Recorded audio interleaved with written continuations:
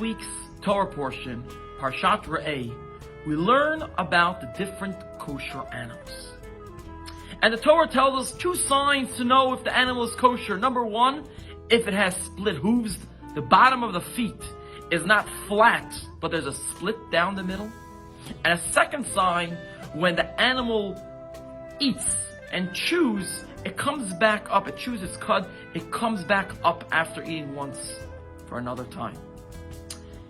The commentaries tell us that not only the food that we eat has to be kosher, but the person eating it has to take those lessons and be kosher also. How do we learn from these signs to be a more kosher person?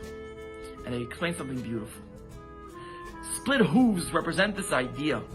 And if it's flat on the bottom, that's who I am. I'm born a certain way. I have bad traits. I can't change. This is who I am. We got to remember that we have a split down the middle.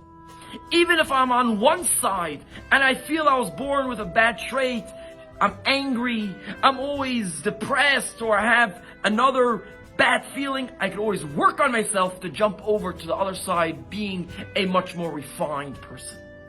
And the second lesson from the second sign of the kosher animals chewing its cud, we have to remember, before we do anything, before we speak to another person, just like the animal chews it over, so to us, we should think it over before I spit out that bad line, or before I do something not so good, thinking it over and over before I actually do it, making me a better person. Wishing you all a Shabbat Shalom.